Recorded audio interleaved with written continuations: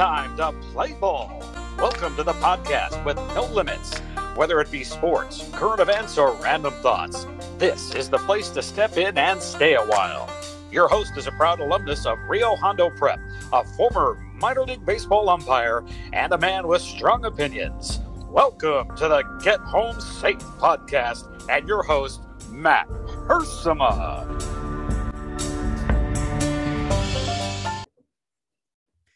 Hey guys, and welcome to a special edition of the Get Home Safe podcast. For those watching on YouTube, you can tell our background is a little different. We are high above the sacred ground that is Sofi Stadium for the big NFC Championship game this Sunday against the San Francisco 49ers. My Rams, of course, hosting that game and hopefully can host the game after that, which would be Super Bowl 56. The 49ers come into SoFi for the second time in about 4 weeks or so, 3 weeks maybe. That is week 18. It was a very crazy, wild game that they played against the Rams just to get in the playoffs. Rams had a shot at the 2 seed and then ended up sliding all the way to the 4 seed with the loss. So the 49ers got in, the Rams went to the 4 seed, had to go on the road to beat Tampa Bay last week to advance the NFC Championship. And thanks to those San Francisco 49ers who went to Green Bay and beat the Green Bay Packers, the number 1 seed, the Rams ended up hosting the NFC Championship game after all. So I know the 49ers can call LA a second home from their Northern California region, we'll say. A lot of LA 49er fans here. I'll never understand it, but hey, it is what it is. Today's a Friday edition of the pod, guys, and we have an excellent guest for you. This is season 3 of the Get Home Safe podcast, and we've tried to keep this thing going with great guests for our Friday episodes. I've talked to a lot of former colleagues in officiating, professional baseball umpires, college baseball umpires, a lot of guys that I've officiated football with. A ton of people from my old high school, Rio Hondo Prep, all the people that have gone on to do great things from there. Today, we are going to be joined once again by another former professional baseball umpire who currently umpires college baseball as well. He's a project manager for a telecommunications company for his 9 to 5, we'll say. And he does some woodworking as a side business as well. The main reason he's here today is because even though he lives in the free state of Florida, he is a San Francisco 49ers fan, a diehard one at that. If you saw the photos I put out of him on Thursday, you would see some 49er gear and a kind of a weird FaceTime photo there with Kyle Shanahan. Yes, that really was the head coach of the 49ers on that FaceTime with Travis here. So I'll let him tell you all about that. We do have on the program today, Mr. Travis Carlson, a guy I met way back in 2009. Haven't seen him probably since then, but have chatted here and there. We'll talk about it. You'll hear the story as we go here. I'm really excited about this, to talk about Travis's umpiring career, to talk about, of course, the Rams and Niners. You can't say enough about this game this Sunday. I'm jacked. I'm excited. I'm nervous. I'm scared. All of the above. It's just going to be a fun game, I hope. And someone's going to walk away mad and sad, but that's the beauty of sports. So let's not waste any more time. Let's bring on our guest. That's why you guys are tuning in. Let's bring on the program another 49er fan, man. I can't get away from these people, but most of them are good people. And Travis is definitely one of those guys. So it's my privilege to bring on the program, Mr. Travis Carlson. All right. We are now joined by a member of the enemy. It looks like he's coming to us from across the battlefield, if you will. He's in front of Levi's Stadium. Even though he's from Tampa, Florida, we got to ask him how that connection worked. Travis Carlson, welcome to the program, man. Thanks for having me, Matt. Really glad you invited me. Oh man, it's a blast. It's a pleasure. Over the course of a year now, I've been trying to reach out to different people, different times, and this just happened to match up perfectly as both of our teams here are playing in the NFC Championship game on Sunday.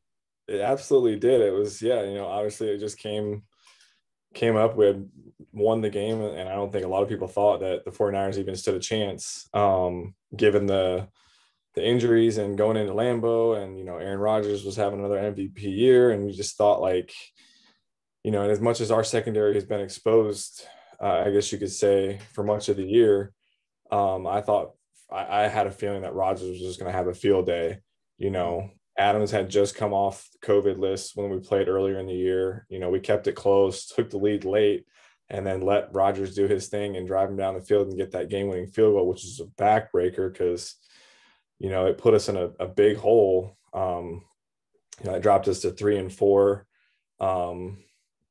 So it was like one of those, like you're looking and thinking this season's about to go down the drain if we can't put something together. And you know, they lost one more game after that to drop them to 3-5. And then the Rams came in for you guys, on time. They did. And you know, and I was sitting in Orlando with my girlfriend, and I was like, you know, this is one of the first opportunity we had to watch a game together, and she has zero interest in watching it.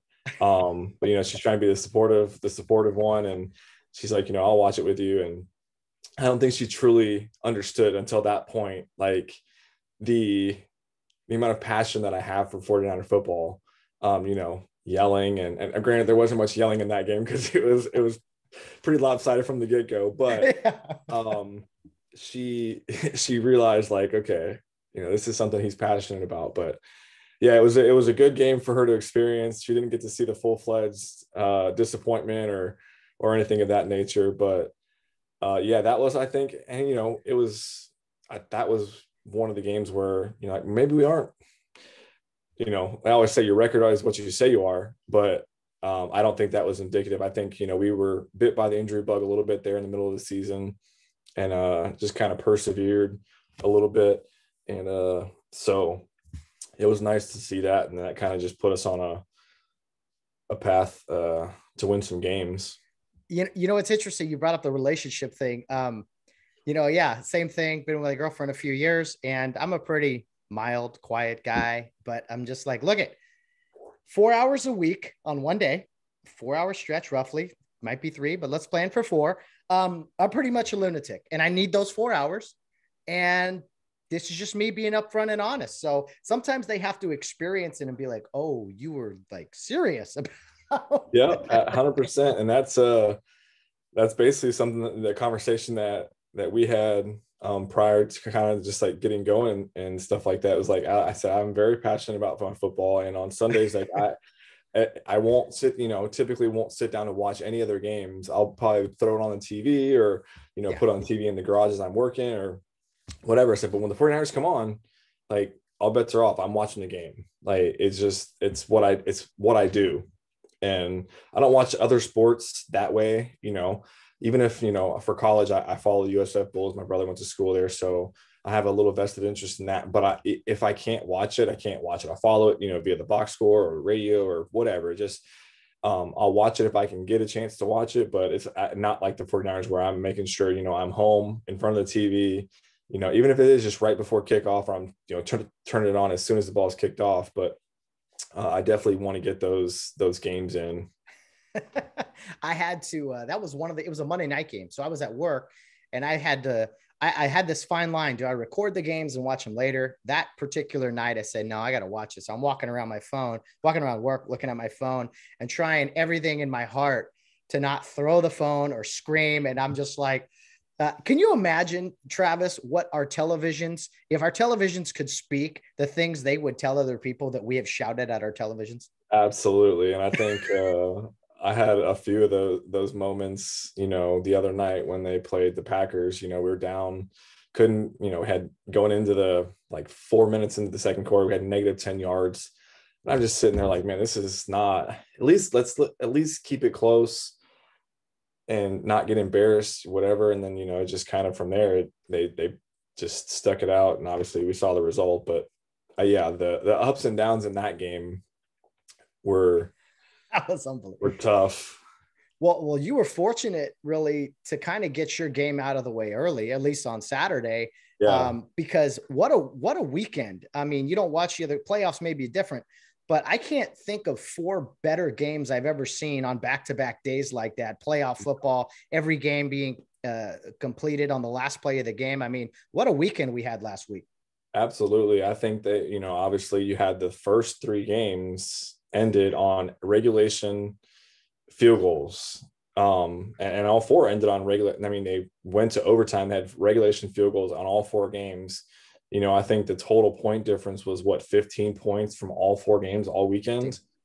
So that just, and it was, and we talked about it at the office all week. My brother and my dad and I, we all talked about it. He's like, that we couldn't believe how great of a weekend it was if you're just a football fan in general, even if you have no vested interest whatsoever. It's almost better. Was a great weekend.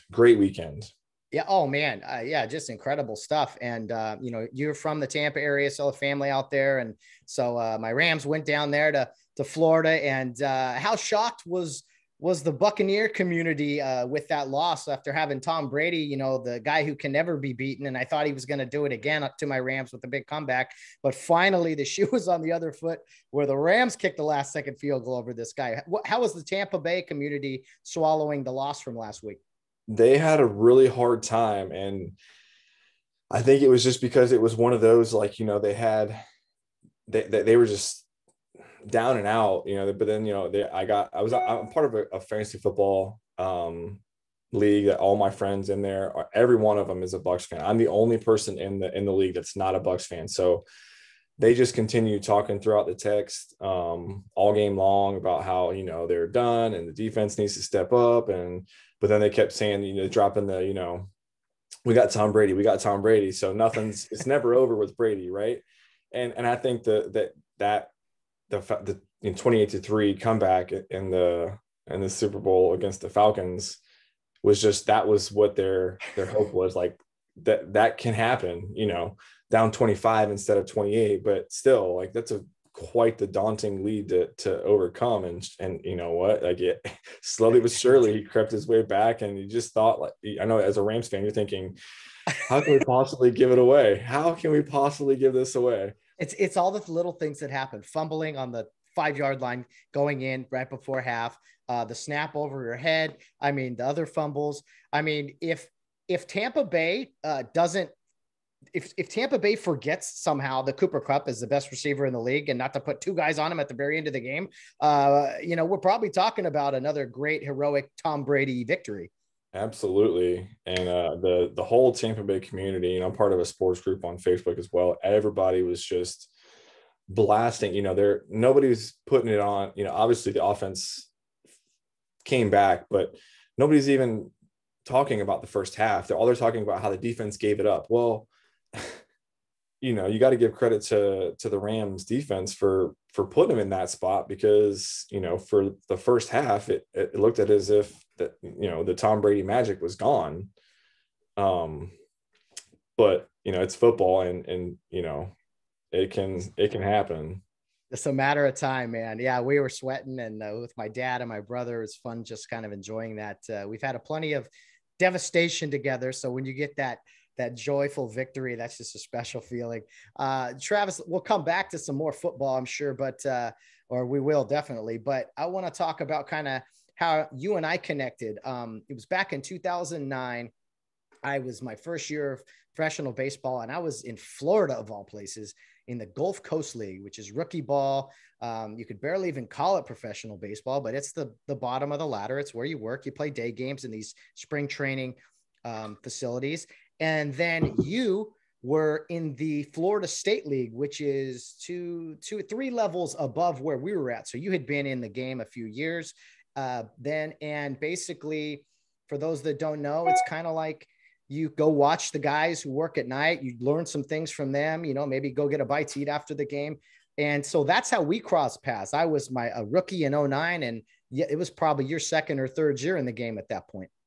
That was my first year was 2006, 2007, 2008. Yeah. So 2009 was my 4th actual season.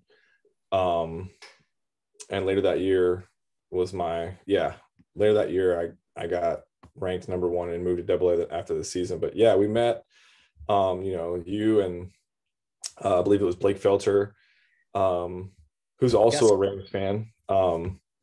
Blake's a Rams fan. Yes. Missouri kid. Gavin Hansen, I haven't spoke to him in a while. We were friends on Facebook. I don't think he just is not very active on there, but he's a big Gopher fan, I believe. I know my dad and him kind of chatted it up quite a bit. Being my dad's from Minnesota, grew up a Gophers fan. So him and Gavin hit it off when they came over one time. And then Jeremy Riggs, Riggsy Snacks, is working in the big leagues now. So that was a fun little group. Yeah, so we met that year, and then like you said, you guys came to the games, and we would always, being that you guys were right there by Applebee's, we always would hit our hotel was right there as well. So we would, obviously frequent the bees. The bee's nest. Hey, a lot of trouble there after, And, just ham it up. Stung there a time or two. It was good. It was good though. Those, honestly, like that's what I miss about umpiring. I don't miss the travel. I don't miss the hot games like you deal with in the Gulf Coast League, even the Florida State League. Like the weather is miserable at that time of year in Florida. But you don't ever, forget the times when you get to hang out with the guys and all that stuff. Cause that's what grows relationships. That's what, the brotherhood's all about. Everybody's, always like, how are you good friends with all these guys? You're competing against them. Well, and honestly, like I got to walk on the field with these guys. Like we got to have each other's backs, and we can't control it. We do what we can. We work together, and you just hope that it eventually gets to be your turn. But if not, then you've made a lot of great friendships. Like I said, if this is something that there's friendships that people that I've talked to, for many, many years, even after getting released. Like a good friend of mine, Sean Barber, just got hired, and we still talk multiple times a week and hang out, and just stuff like those are the things that make baseball fun, is the times after the game and the locker room. And they always say, like, you learn how to umpire off the field. You don't learn how to umpire on the field, because all the learning happens at the bar, because you're talking about what happened earlier that night and all that stuff. Those are the fun things. The reactions, you react on the field, but then later on, you're like, how could I have reacted better? Put yourself in better position. Oh, hey, this happened to me last week or whatever. Those are the kind of, chalk talk that happens amongst the boys. And what I remember from that year is, we looked up to you guys, because you guys weren't, AAA guys or whatever at the time yet.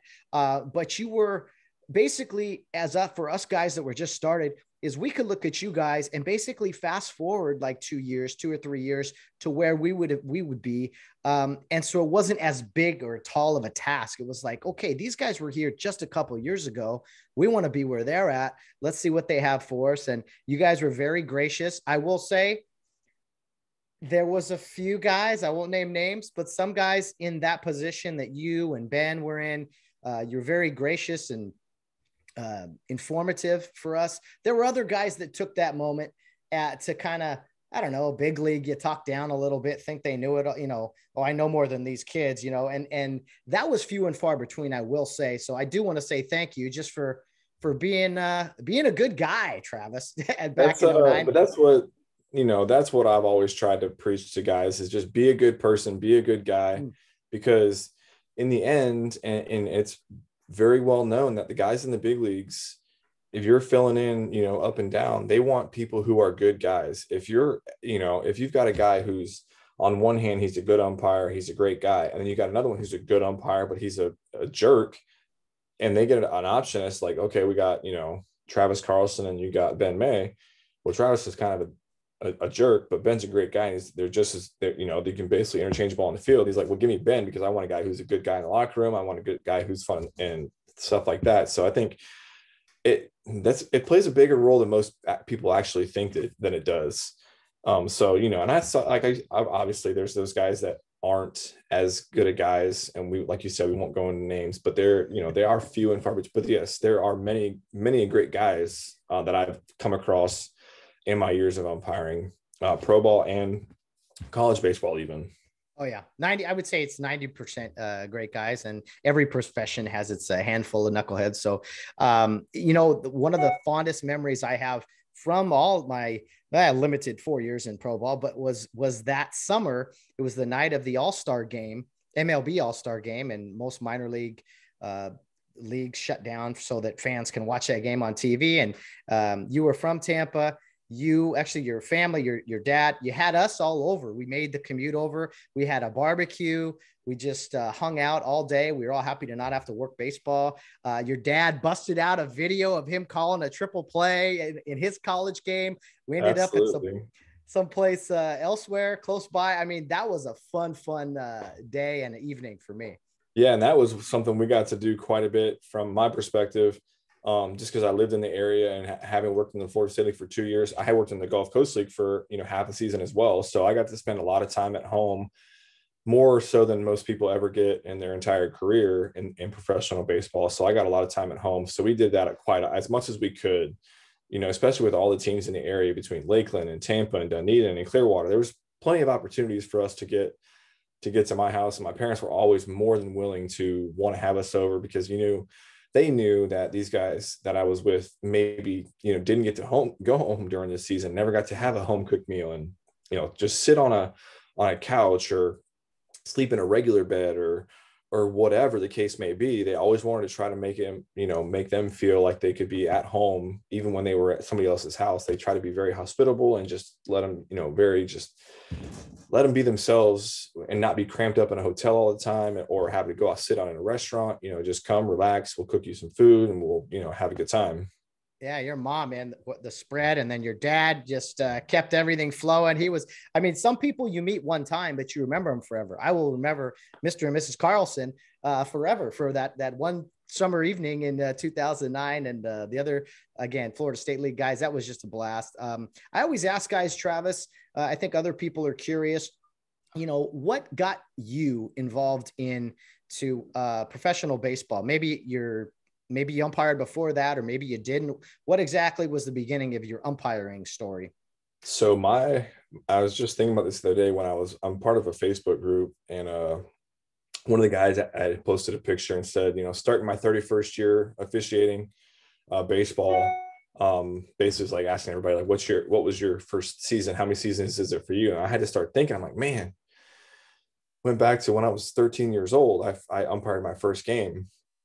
My dad was president of the Little League that I played at, and he was also involved in the umpiring of basically getting all the umpires for the games and whatnot. And he umpired, so he had asked me, like, you want to start? Like, obviously I was working for French fries and cheeseburgers at the time because it was all volunteer. That was gold back then, though. When you're a kid, it was. I was like, I get to be on the baseball field, and then I get to eat free food afterwards. I was okay with that, because when essentially my brother and I were up at the fields all day long because my dad was running the league, and so we were up there with him, and I was like, why not? I'll try it.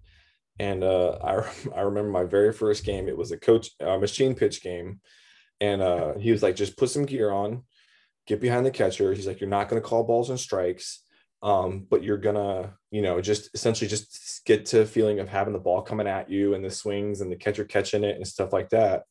And there was a play at the plate, and I called the kid safe, and this dad went unglued on me. And I'm wrapped up in the moment, so I'm just like, he's berating me, and I actually ejected somebody in my very first game. Oh, wow. So I guess the lady who was one of the board members was on the site as well, and heard it going on, and she ran over to my dad, who was on another field. And I just got this story after the fact, and she's like, you need to go over there. You need to go over there. And he's like, no, just let him handle it and see how it goes down. And essentially, like, I got to the point where I just told him, I said, you're going to have to leave, or we'll have to call the police. And he eventually got stormed off and wouldn't leave. So the police did come after, and he was escorted out of the dugout, out of the park. And after the game, my dad was like, well, how was it? And I was like, I'm never umpiring again. And he's like, well, that's not the attitude that have. I said, well, if that's how every game is going to be, he's like, that's not how it's going to be. And that was just how it started. And as I got into high school, I started doing, like on the weekends, I started doing the AAU, the travel ball stuff. And I volunteered a little bit during the week to get some experience, but it was a good gig for a high school student who could go, maybe umpire a couple games on a Saturday, or even a travel ball, triple header on Sunday, and walk home with a couple $250 cash on a weekend. You were rich as a 14-year-old if you were pulling in $250 on a weekend. And so I did that throughout high school, and even into college. I was still, playing baseball my first year there, and then still umpiring quite a bit more than that, and making a decent amount of money. So that was how I kind of just kept going. I never even knew that you could become a professional umpire. I didn't know what the process was. Somebody had asked me, I was doing a college club baseball tournament, and one of the coaches had approached me after the game and said, "Hey, you did a really good job." And he's like, "I was just curious, like, have you ever thought about going to professional umpire school?" And I go, "No, never even crossed my mind." And you were how old probably? What's that? How old were you probably? 22? 20, 19, 20 really? years old. And I said, "No, I haven't." And so I went online and I become a professional umpire or whatever. And a book popped up, and it was called Rick Roeder's Narrowest Door, or Baseball's Narrowest Door by Rick Roeder. And basically it broke it down to the statistics of how many people go to umpire school each year, and the percentages of the guys that move on to P-Buck, and then to even from P-Buck into the minor leagues. And I'm like, man, those numbers are not great.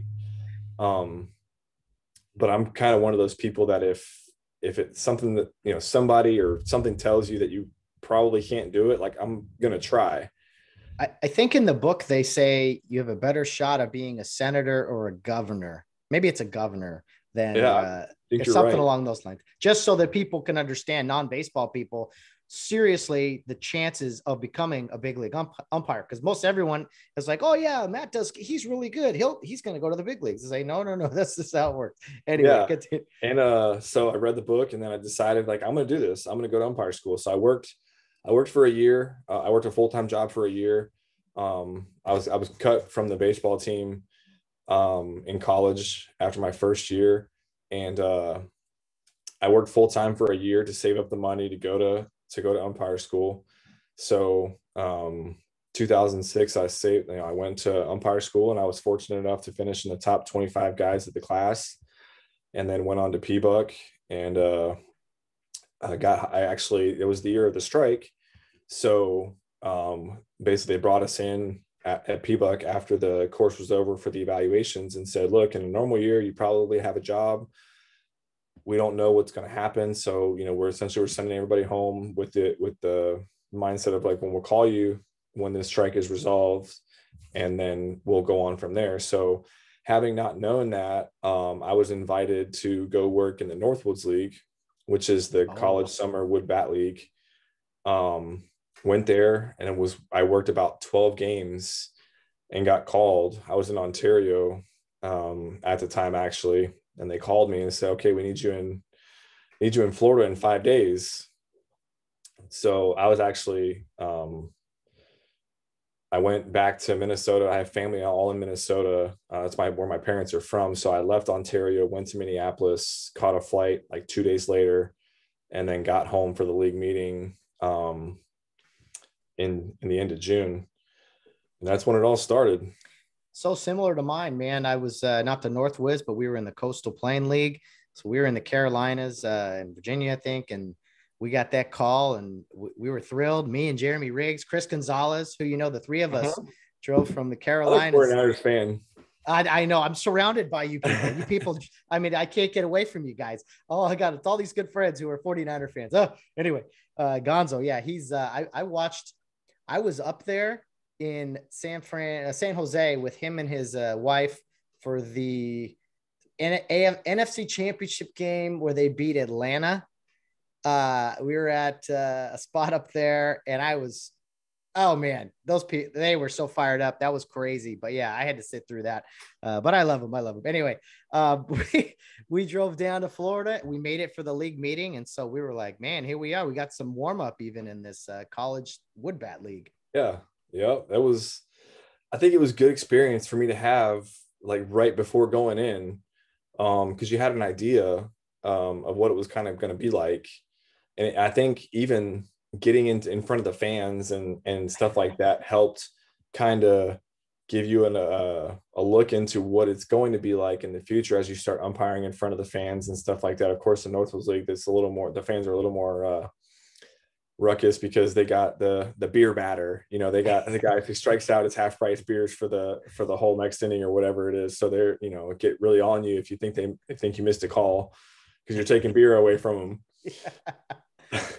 That is so true. And then you come to the Gulf Coast League, which I did as well, and it's like you're like, this is professional baseball. We're on spring training fields, but this is totally different. There's nobody here. What was your first experiences with your first pro games? Yeah, so I actually one of my very first games was in Tampa. I started in that division, and I was in Tampa. I was on the bases, and you know, like I thought I had a pretty good grasp on baseball in general, like anticipating plays because I played for, you know, I started when I was 4 years old, played all the way into college, and one of the very first plays, there's a ground ball with a runner on second base and 2 outs. And, you know, they teach you to like anticipate the play, right? So as an umpire, like 2 outs, you know, runner on second, you're going to start moving towards first. As I'm looking over my shoulder, watching this shortstop field the ball, I realized like he's not throwing to first, and he turns and he chucks it over to third. And I'm thinking, what are you doing? And I'm way out of position. Luckily, he airmailed it up against the fence. And I just thought to myself, man, this is professional baseball. Be ready for anything. That's right. That's right. It is crazy, man. You weren't there too long, I gotta imagine, but it had to be fun again to have family around and just the ability to. I remember I had my season in the California League, got to go home multiple times and people in different cities. Like it was cool. So was that kind of at least a good start for you to kind of be close to home? Yeah, it definitely helped. Granted, I was only there for 5 weeks, so I got to do a rotation in the Central, and I went over to the East Coast, and then down. I was like there for like 4 days down in the South in Sarasota before I got called up. But yeah, I think it was a good, you know, start to the career. I think it allowed you to get some experience in front of with the speed of the game, because it's definitely, I mean, even if it's the Gulf Coast League, it's still much faster than high school. And I had never, you know, other than that college club baseball, I never even did high school. To this day, I still never umpired a high school game. So yeah, definitely the speed of the game it helped me acclimate myself to the speed of the game before getting into pressure situations per se. What was interesting for me with like starting right away was kind of the diversity of baseball. Even that first year, I had never seen guys play from the Dominican or from Japan before. And you got guys from Australia, all these different like styles really, even in rookie ball. And I was like, oh man, baseball really is an international game, and different players, different countries have different styles. So that was kind of one of the first things that, you know, was eye-opening to me. The whole infield, you know, speaking Spanish, and you're like, what are they, you know? So it was cool really to see just how you're like that's where I was like, okay, this is pro ball, because we got guys from all over here who are trying to advance and take their shot. Travis, you went all the way through the system, AA, AAA. You got to wear the big league uniform a little bit. Tell me about your career through the minors, and kind of some of the good experiences, bad experiences, any funny stories. What do you take from your career in the minor leagues? I learned, you know, like I said, mentioned earlier, the big takeaway for me was the friendships, because like I said, even after baseball, there's still people, obviously I have friends who are still in the game. I have friends who are not in the game, people that I talk to frequently, people that I talk to once a year. Obviously, you know, you and I hadn't even spoke up until, you know, just recently. You know, I may have commented on a poster or something here or there, but I always get a dig at the Rams from you at some point. Sometimes a little props too.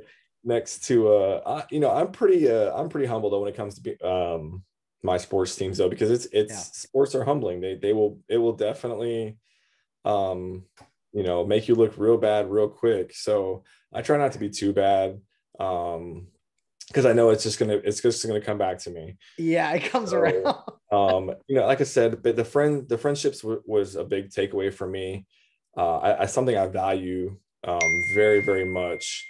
And so some experiences, I had my ups and downs. Like I spent 2 full seasons in the Florida State League, which maybe years ago, before I got in, might not have been a big deal. Guys spent multiple seasons in the lower levels, but as like even when you got in, like if you spent 2 years at any level below AA, yeah, it wasn't typically a good sign. Yeah.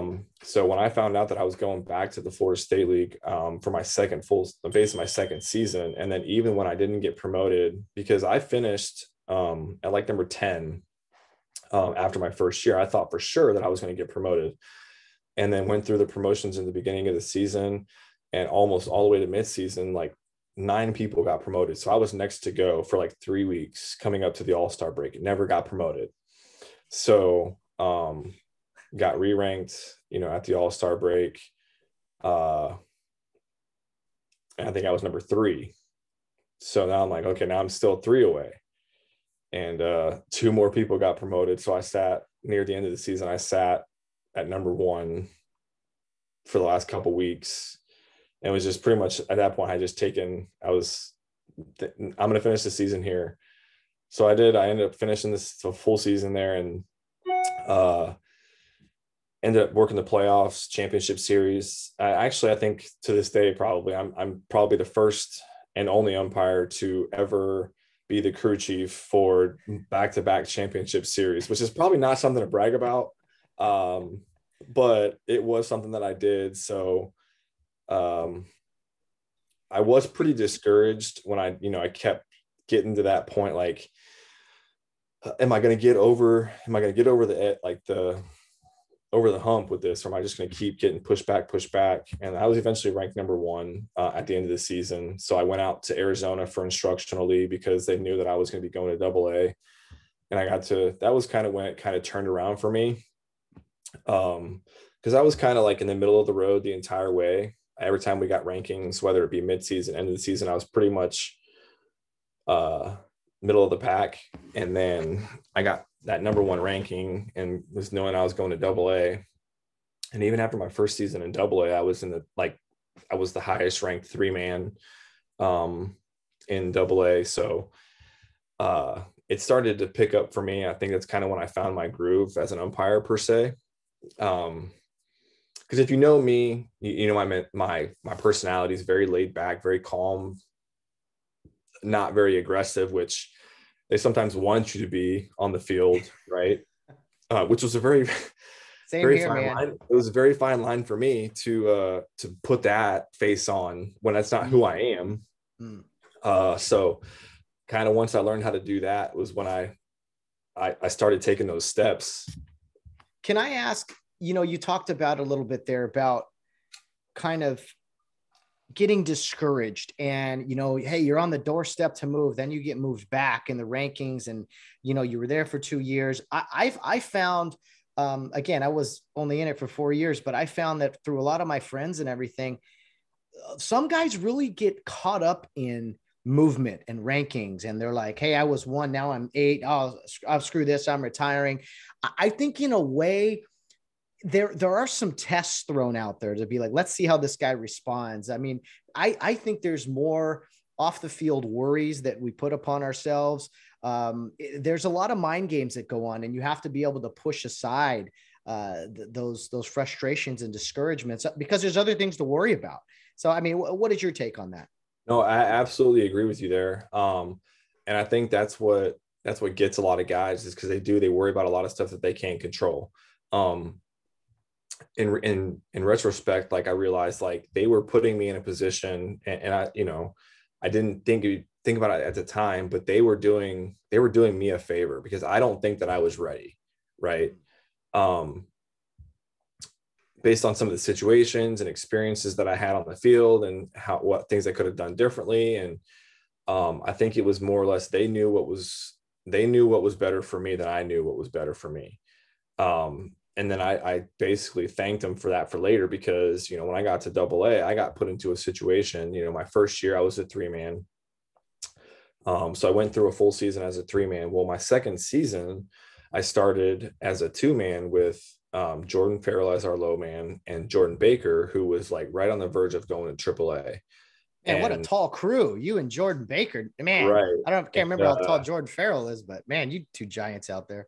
So 3 games into the season, Jordan Baker gets promoted to go to AAA. So here I am as just a second year AA guy with a first year AA guy.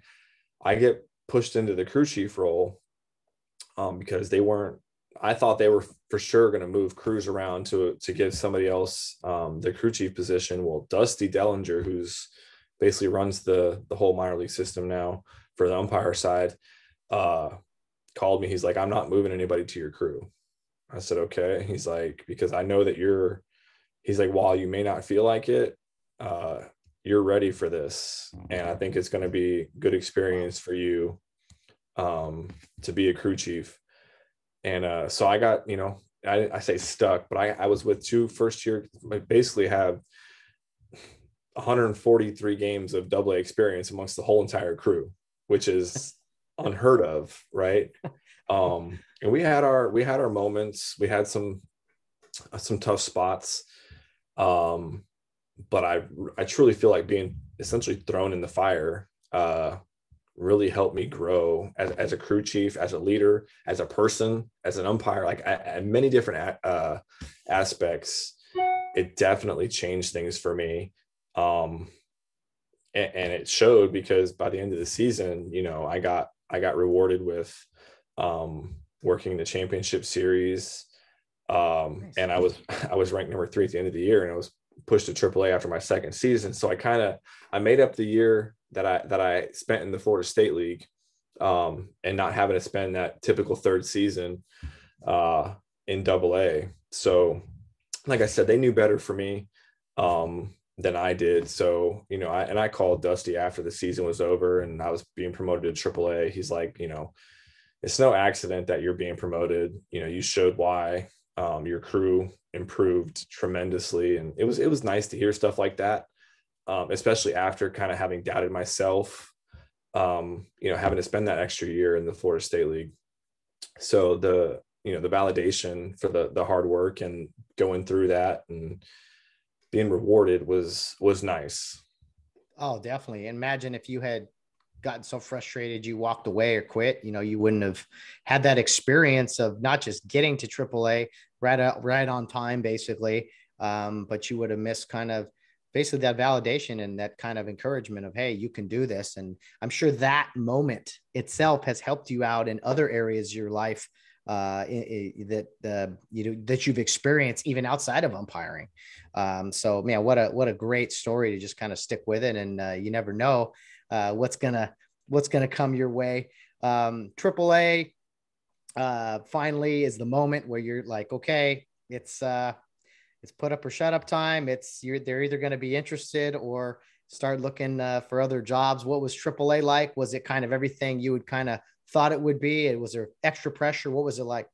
It was definitely extra pressure, because you knew that every game, because getting to that point, you knew that almost every game was now on minor league baseball TV. So it wasn't like you could get a night off, like we used to say, from being seen from the supervisors. You knew that every possibility, there's possibilities you're being watched every single night. It may not be in person, but there's video out there of every single game. So the pressure definitely was there. And even and after my first season, I got selected to go to Arizona Fall League. So that was nice. And then, got to work another season in AA or in AAA. And then, I had friends after my second season. We had a lot of the guys that I came up with, a couple of close friends got their numbers to be called up and stuff like that. And I didn't, after having worked big league spring. that year was kind of a little discouraging. But, you know, I said it was only my first year in AAA. You know, I still got plenty of time. You know, that was 2013. So, you know, I'm only, you know, 32 years old, still young, right? So it was, yeah, it was discouraging, but at the same time, like you're in AAA, you're still getting seen every night, like all the time, and get to work with a bunch of big league guys who come down, and the amount of stuff that I learned from the guys that I got to work with was unbelievable. Things that I never thought of, because those guys get to work in the big leagues, right? So they get to pick all the brains of the big league umpires, and they just bring a wealth of knowledge. We'd go to, you know, many times I got to work with David Rackley for almost a full season. He was my crew chief. And, you know, then when I got to work with the likes of like Chris Conroy and Mike Estabrook and guys like that, you know, Chris Conroy was one of the ones who was instrumental in my learning, because he would basically go get coffee every morning, you know, Starbucks, Dunkin', whatever, and bring the iPad, and we'd sit down and we'd pull up plays from all the MLB games from the night before, whether it's plays at second, plays at third, plays at home, you know, talk about positioning, reading plays. And that, and like I mentioned earlier, like that's where you learn how to umpire, is off the field, right? Yeah, you have plays that happen on the field that you talk about later, but you don't get a chance to really talk about them on the field. It's, you know, the hour, 2 hours, 3 hours after the game that you get to break them down and get other people's perspectives on how you should have taken the play or reacted or said something differently or whatever. And that's just how you get better, is talking to guys, getting other points of view and stuff like that. It's still to this day, you know, I still do the college baseball thing and we talk about it all the time afterwards. Umpiring is a never. I mean, you've umpired, you officiate football. It's a never. You never stop learning, ever. No, if you try to or think you know it all, you know, there's someone else definitely going to pass you right by, because they're hungry and they're learning, and you cannot stop learning. It's a business where it's constant, man. You got to keep it going. Over the weekend, Tom Brady was flagged for an unsportsmanlike conduct. His first time he was called for it in 22 years. I would say probably not the first time he deserved it, but that was making big news and everything. And I wanted to ask you about, you know, your time in pro ball. You know, you've come across some guys who, you know, maybe like, hey, you can't throw me out, or, you know, you know who I am, kind of that attitude. I don't care who someone is. I don't care if they're the greatest quarterback of all time. If you say something inappropriate to an official, sorry, you can get flagged. Or professional baseball, all there is ejections. Do you have any experiences like that, or just any other experiences from the field that kind of stick out to you? Just intense, we'll say, interactions. Yeah. So I had it was in the Florida State League actually, and Joey Votto was down rehabbing, and I'm working the plate, and I call a strike on him, and he just kind of looks back, doesn't say anything, kind of shakes his head. And I'm like, okay, I see that he's reacting, you know, whatever. So that was for strike one. Then strike two comes in. I call another strike. And he kind of just like drops his shoulders and kind of like still holding his bat, but the bat kind of drops and hits the ground. And he's looking back and he's like, that's not a strike in the big leagues. And I was probably having a rough go at the moment, you know, at the time of that point. I think that was, you know, the second year. So I'm thinking to myself, like, I don't care. Like, I said, well, this isn't the big leagues, is it? And he kind of just looked at me like, did he just say that? And you know, then he swung and missed at the next pitch and walked back to the dugout, and he started chirping from, you know, a little bit from the dugout, and, you know, knowing like, and we've had our times where, like, you know, you said something that you don't want to put in a report, so you're like, okay, well, I kind of have to let him stand, because now if I eject him, I'm gonna have to put that in the report, and then you know, it's not gonna look good. So it's like, you know, I can't. A lot of times the trial by fire aspect of umpiring at the professional level, anyway, college too, but like you're having to learn what you should say and shouldn't say. Also, it's not just, oh, I should have took this angle better.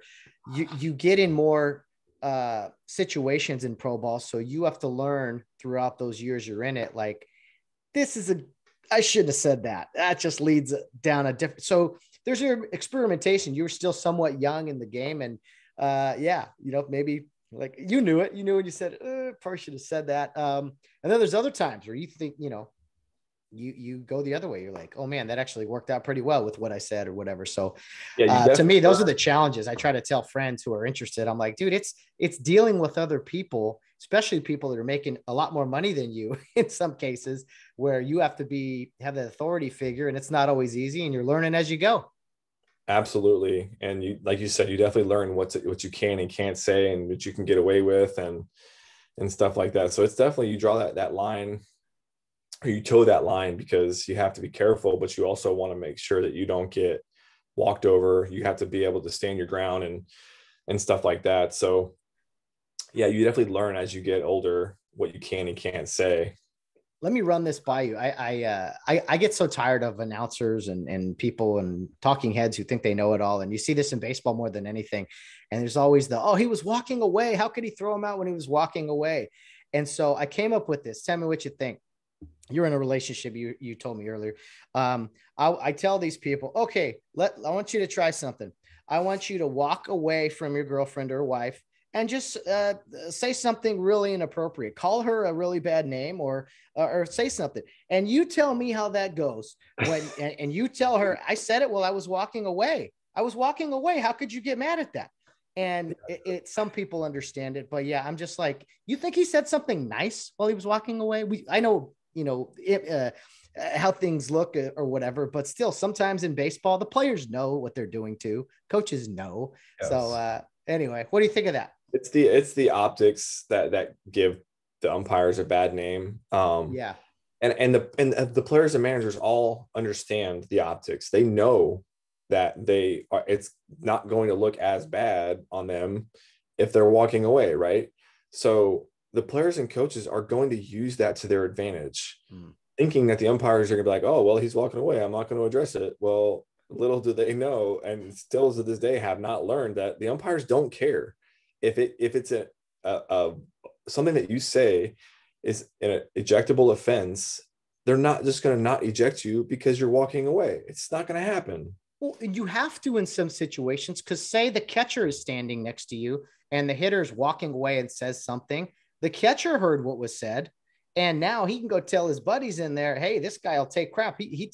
Listen to what that guy said to him, and he took it. There's so much more to managing and policing the game than people realize. It's not just, oh, you got to have rabbit ears and turn your ears off there. It's no. If you let a little thing go, plus by the time it gets to that point that everyone in the audience can see, it's been built up over the course of time. It's not the first time something is happening too. Absolutely. And that's a very good point. The whole, well, if John sees that he's saying it and not getting in trouble for it, he's just going to think that he can do it too. So if I let one person do it, I got to let everybody do it. So that's not going to happen. Right. That's a very, very valid point. Yeah. It's just the dynamics of it all. Civilians will say are never going to understand. Coaches and players, they're kind of on one side. It's just, I don't know. There's always going to be that line between officiating and the coaches and players. It's not always a bad line, but there's always going to be that line of like, hey, this is how you have to operate. And hey, they got a job to do. We got a job to do. And for the fans, you'll never understand it. But anyway, what's a pretty crazy scenario, heated ejection argument or something you had in the minor leagues that you can share with the audience? Man, it was so many. I had obviously a lot of the minor league ones are tough because I'd like to tell the whole story and I'd like to be very, very detailed, but as you know, a lot of the stuff is not not podcast appropriate. No problem. But I had a in the Florida State League, I had one, and it was pretty graphic, but I almost started laughing because it was one of those things like you didn't expect him to say something like that. And you were just so taken aback that it was just like, you wanted to laugh, but if you laughed, you knew that it was just going to make the matters worse. So I had a ball strike ejection, and the manager and I had a previous run in. I ejected him the first time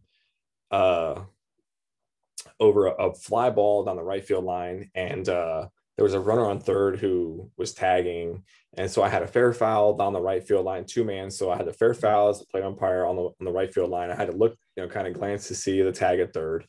So once I saw the ball touch the glove, I look over and think, okay, he's good. Comes in, scores. When he comes arguing, he's like, there's no way you saw that. I said, Joe, I said, I had the best look I could possibly get. I got to be able to see the catch. I still, because just because he touched it, like, I still have responsibility, right? So I had to make sure he caught it. And by that time, like, I'm just essentially guessing. There's no good way to do that. So I ended up ejecting him because he just kept arguing. And so fast forward to later in the year, and him and I were having some differences on my strike zone, and he eventually gets ejected from the dugout, and he comes out and he's yelling and yelling and yelling, and finally he's like, kiss me. I'm like, what? He's like, kiss me. He's like, I like to be kissed when I get effed. And I'm like, oh man, like, you want to laugh, right? Get out of my, yeah. That's stuff like that. I mean, there's many other stories, but that was one of my favorites. Wow. Memorable, just from a story perspective, there's a ton that I could tell. I had probably 30 ejections over my career, the 9 years that I was in. So I've got stories. Some of them are do the math on that for those at home. That in 140 game season, that's roughly 3 or 4 a year if you break it down on average. I mean, call it, whatever. It's like people think, oh, they just want to eject people. It's like, no, actually it's more work. And it really is. Just, it's a headache. And so it's not that many when you break it down. Now, if you have 30 in a season, that's one thing. Yes. 140 games a year, not bad. Paperwork is tiring. Oh, yes, it does. You get the writing it all out. Let me ask you, Travis, for most guys, the minor league career comes to an end. You did get to work, I think, some spring training or some big league games. How did it all kind of come to an end for you? Was it a difficult time, after 9 years of doing this thing, to just all of a sudden be done? Yeah, I think there was a little bit of the writing on the wall, that we like to say. You saw, like, my last season, I didn't get to work in spring training.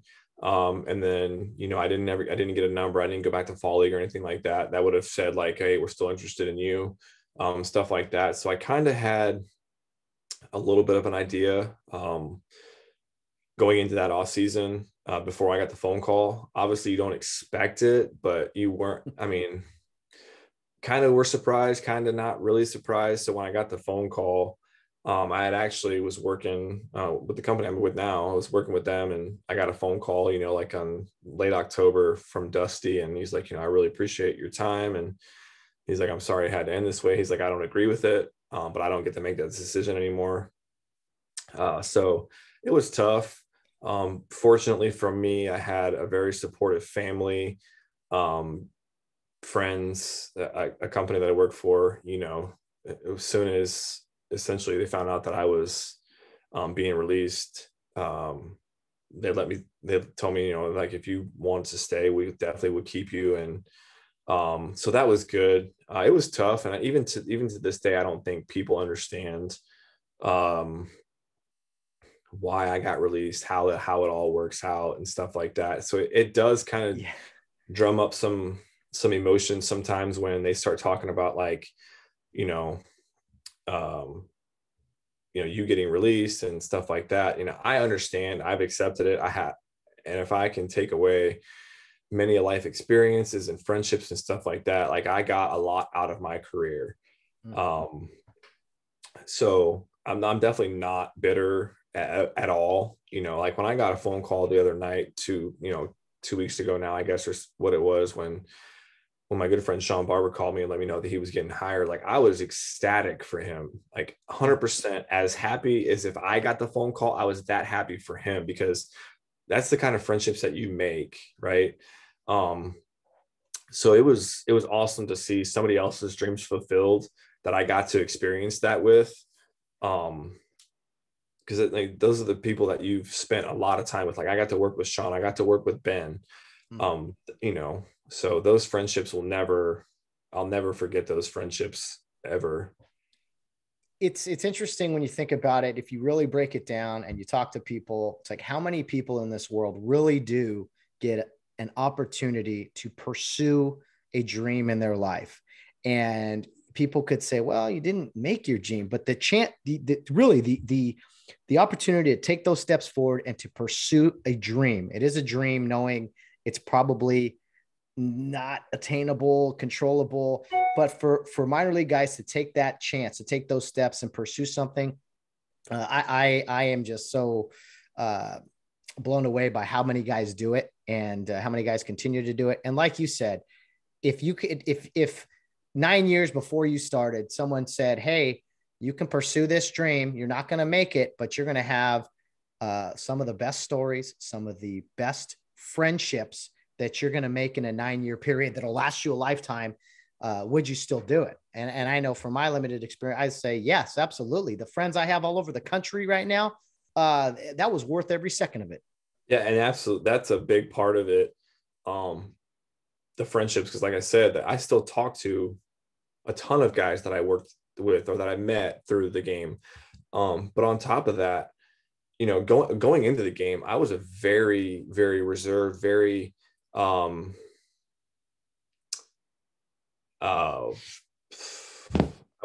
didn't have much experience in the real world and in life leading up to that point. But that experience in professional baseball, being out on the road on your own and having to deal with people and, talk to people who you wouldn't normally talk to, between hotels and general managers and players and coaches and other people that you meet in restaurants or just in general, like people you have to interact with. You grow up fast. That you're essentially forced to interact with. You grow up so quickly because at 21 years old, most people are still in college and going through that phase of their life at that time. There's just so much that I learned throughout like I wouldn't, going into like umpire school and professional baseball, I wouldn't just speak to random strangers like on my own, right? That's just not who I was. I would speak to you if it was an interaction that I was brought into or whatever, but I wouldn't just sitting at the bar or at a restaurant or whatever, just start talking to somebody over something I saw on the TV or whatever. But now I could talk to anybody like with no problems because of all the interactions and the people and the personalities that I've had to deal with over the years. Even into college baseball now, like it's the being personable with everybody that you deal with, it makes a huge difference. And it should be common sense, but to a lot of people it isn't. And a lot of people who haven't had the experiences of being in pro ball and just umpiring in general, you do need to grow up fast and you learn how to treat people the way they should be treated, the way you'd want to be treated. So absolutely. 100% agree on that. Talk to me. We talked a lot about baseball already, but we'll get into some football here in a minute. Talk to me about college baseball and kind of making that change from pro ball to college ball. Did you know you wanted to keep umpiring? Did you take time off? You work in the ACC, the SEC, Conference USA now. I mean, did other guys encourage you to come along? What was that transition like? So even getting released in that, that fall before, I jumped right into college. I'd never done it while I was still in pro ball. Like some guys would do, a little bit before spring training and whatnot. I never did that. But I did jump right in 2015 with my first season. Didn't get much into conference baseball until just a couple of years ago, just because having a family and working a full-time job, like I didn't feel like it was fair to, leave every weekend, especially after having been gone for 6 months of the previous year and stuff like that. So I did what I could locally, where I could still come home every night after the game, stuff like that. But yeah, I got right into it that next season. So 2015 was my first year. Went to, 2016, 17, 18, 19 was, we umpired like 19 was good. The 20 season got shortened like, oh yeah, 2 weeks in, and then they canceled the rest of the year. So I didn't really get much in 20. And then last year we were back to a full season essentially. I started conference baseball. I was supposed to have a decent schedule, 4 or 5 weekends in 2020. Lost those due to the pandemic. But last year I was able to work a full schedule. Had 3 weekends in the Conference USA, handful in the ACC, some non-conference stuff, and then I was actually got to work the Conference USA tournament last year. So schedule looks much better this year. Working my way up, getting to be have the better schedules and stuff like that. So it's exciting. Well, I think you need more experience there, Travis. You need some more experience. 9 years of pro ball wasn't quite enough, but I said that, not you. But that was one of the things that the local the guy who assigns in Florida for all of the junior colleges and the D2s and the non-conference stuff around the state. He called me. He warned me. He's like, in 2015, my first year, he's like, I'm gonna have to keep you on the JUCO and the D2 field to see how you handle the college game and stuff like that. And I was just like, what? And this is coming, and I was just out. It was another one of those, like, I just got off the AAA field for 3 years. I worked big league spring. I worked Arizona Fall League. I don't know that I could be any more qualified to work on this fields, right? But I don't. You're terrified. I'm not one to make waves. So I took my schedule. I worked it. And was able to get some D1 stuff the next year. But transitioning to the college game is tough because you can't talk to them the same way that you can talk to them in professional baseball. They get their feelings hurt, and they don't want umpires talking back per se in college baseball, and I was pretty good in pro ball. You knew what you could and couldn't say. Yeah. So I didn't really have an issue on that end. Like, I knew, like, in college baseball, basically you just got to kind of go with the flow, keep your mouth shut, and you'll move up, right? So that's what I did. So as I I progressed over the next few years, able to build my schedule better, make some more money and stuff like that. I think I started to understand how much money there was to be made. Yeah.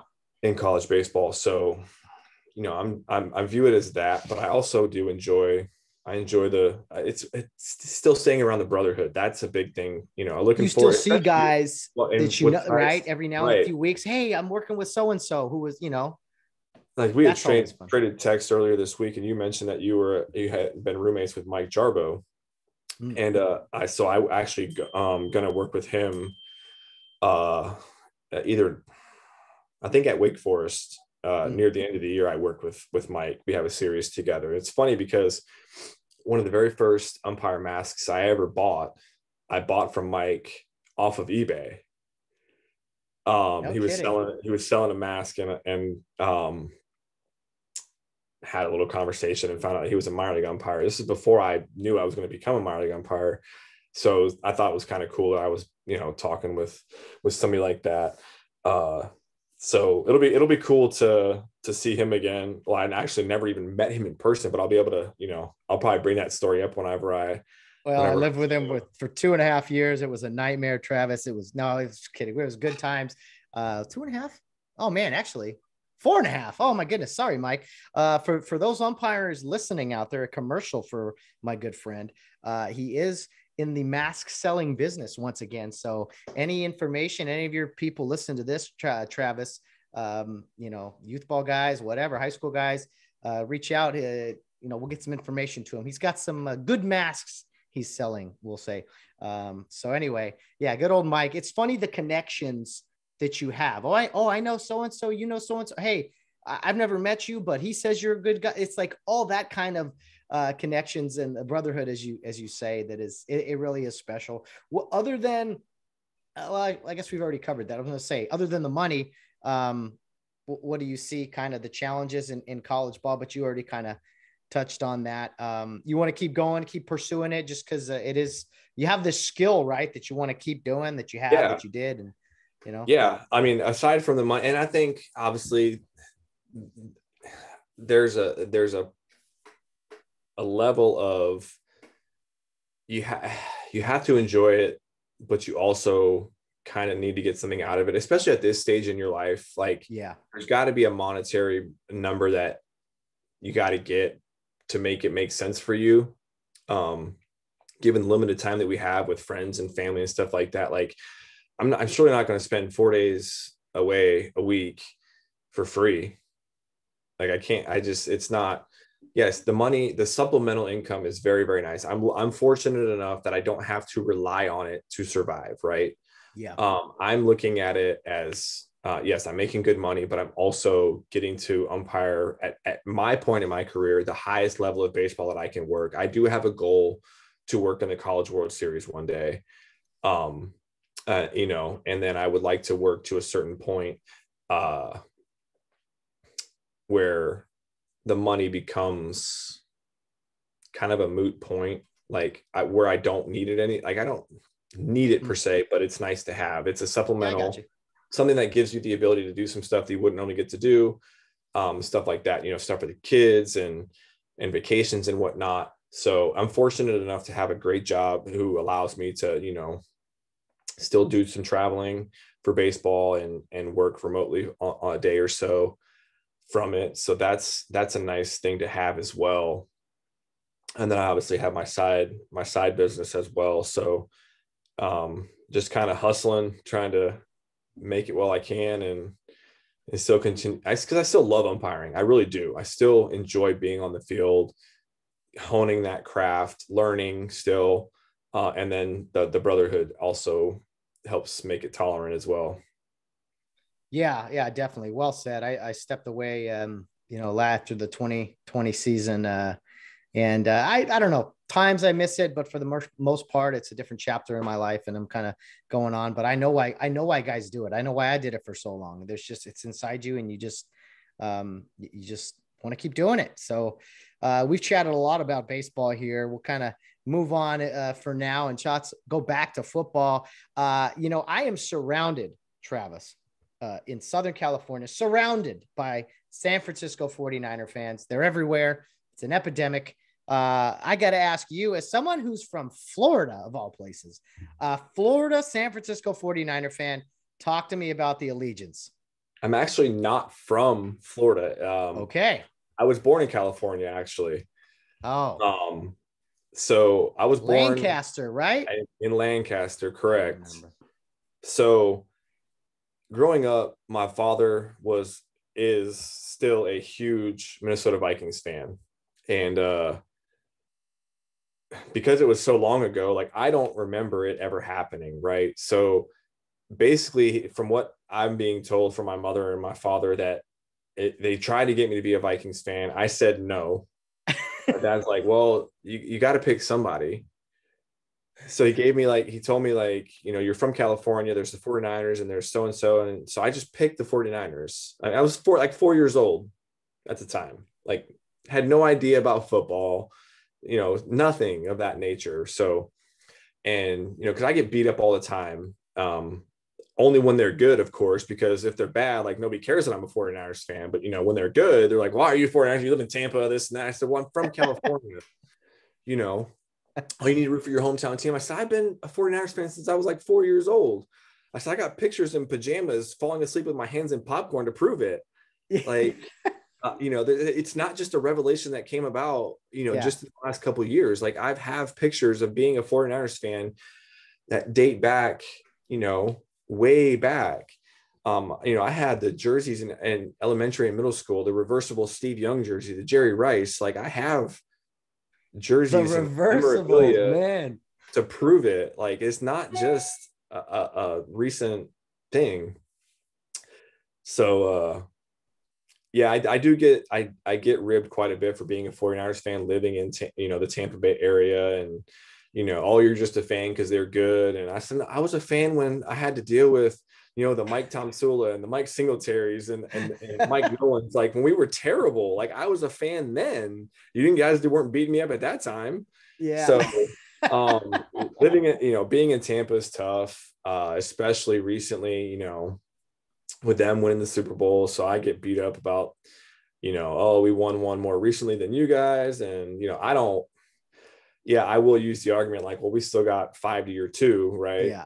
But it's tough because like the last one was in 1994. So it's hard to use that argument because it's getting to the point now where so help me with that. That's what I say. I say often about like Cowboy fans who have been irrelevant, in my opinion. The Niners have been relevant. They've been to 2 Super Bowls. The Cowboys, America's team, which drives me nuts. They haven't won they win 4 playoff games in almost 30 years. Like haven't been in a championship game. I've had some awful years, and they're 5 Super Bowls. It's like, who cares? Or is it 5? Yeah. Whatever it is. It's like, who cares? Navy used to be good in football too, win national championships, so I'm all about recent relevance, and the Niners have had some rough years. I understand, but still they've been in the mix. It's painful for me. But anyway, no, I'm with you there. Okay. Of all the stories I've heard, I guess I'll allow that one. Born and okay. That's not bad. 4 years old, I'll choose that team. Interesting. It's just, I think it was one of those, like, I wanted to be defiant. I didn't want to be a Vikings fan because my dad was. I wanted to be different. I wanted to have my own team. And my brother didn't follow that same road. He chose the Vikings as well. And I think he's probably wishes he would have chose somebody else because they've had him and my dad have been tortured for many, many years, Yeah, well, what about that? What was it? The Minnesota Miracle? I mean, were you guys watching that game together by chance? I mean, I got to imagine they went nuts for that one. I don't think we were watching it together, but I think near the end of the game, I think we got on FaceTime and I was watching them when it happened, and berserk, absolutely berserk. My brother was a fanatic. He just went crazy.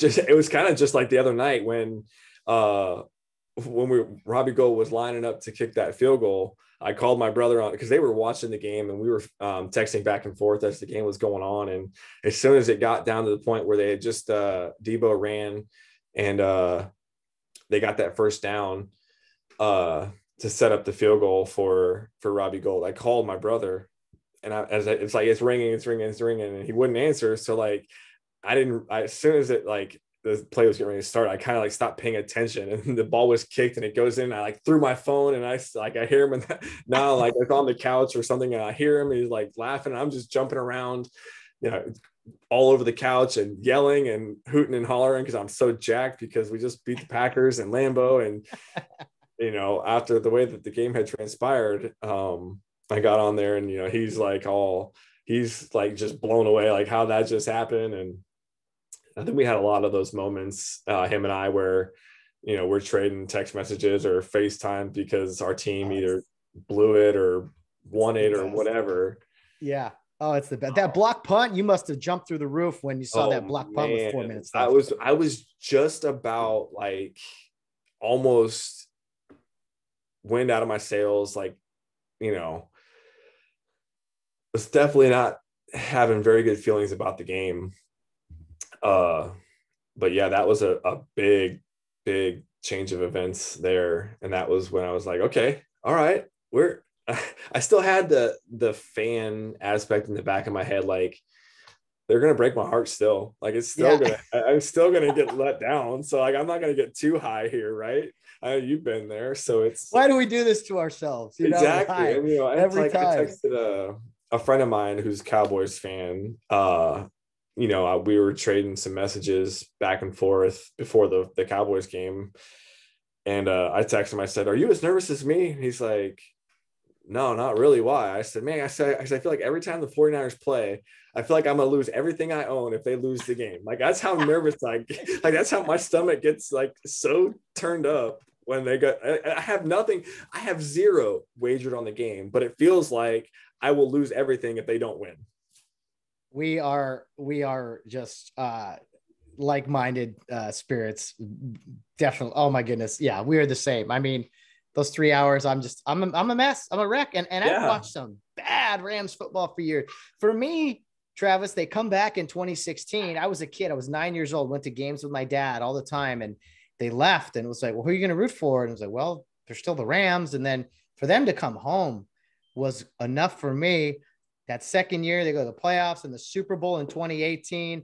I mean, in the mix now. I mean, for them to be good, as you're well aware, you enjoy the good years, the good moments, because it can change real fast. Yeah, we don't all get to be Patriots fans where they win, you know, handfuls in 15 years. And to think about it, I thought about this last week. I'm like, you know what? As bad as the Rams have been, or as bad as the Cowboys or the Niners or whoever, however many bad stretches they've had, can you imagine being a Bengals fan, not getting a playoff win for 31 years? I mean, you're almost your entire life, and then to have it happen, God bless those people. I saw a meme the other day, which kind of made me laugh because it was right after the Bengals won the first game the first wild card game.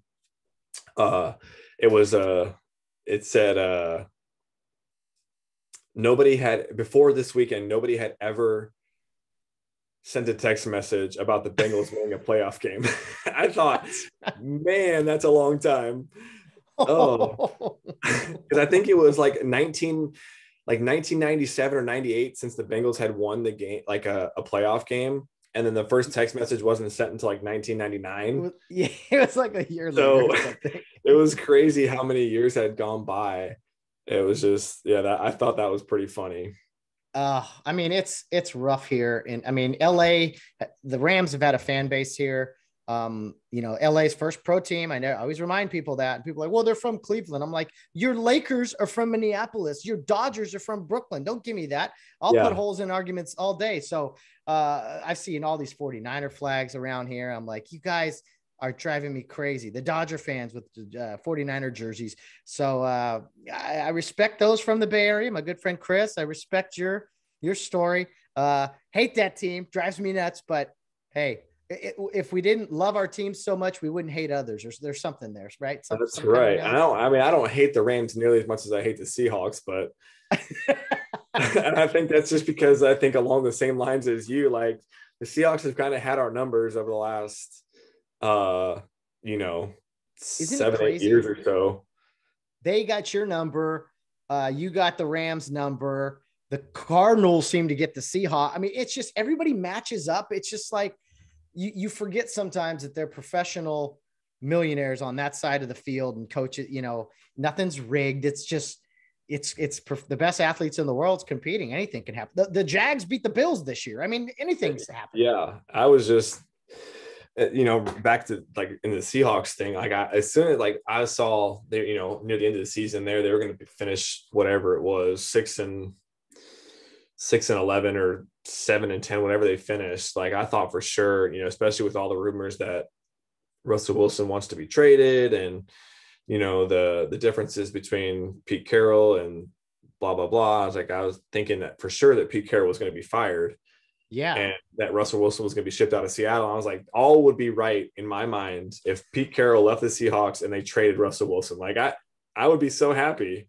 And neither one, I mean, to this point, I don't think Pete Carroll is going anywhere at this point. They would have done it already, but not to say that, Russell Wilson might not still be traded, but I would be ecstatic to get him out of the division. Yeah, the Rams have done okay with him. They seem to but he's running around for his life. He looks exhausted after games. But yeah, I'm with you. I'd feel better if he goes to New Orleans or Chicago or wherever that they go into this rebuild. That would be nice. Oh man, yeah. Russell Wilson? Ugh. Yeah, the whole NFC West. The NFC West. I'm sorry, hands down, best division in football this year. Absolutely. Oh my goodness. You're looking at you can play the Cardinals this week. They play the Niners. Are you kidding me? Like it was every week. Twice, 2 games a year. You're just like, oh my, how you gonna win any games? Yeah, people don't realize from the 49ers standpoint this year, we were 2-4 in the division. We got beat by. I know who those 2 wins were. We got beat by the Rams or the Cardinals backups. We got beat by Seattle, where we should have won both games easily. This is frustrating because once you play a division opponent, like all bets are off. Like it's just anything can happen in either of those games. So it's tough, but yeah, they definitely are the best division in football. I agree. I grew up, I was in the middle of kind of that 17 games in a row that the Niners were just putting it on the Rams. So that, I think it started in the 80s, maybe gone 80s, 90s, whatever, or all of the 90s. But then that finally ended. Rams have had some wins.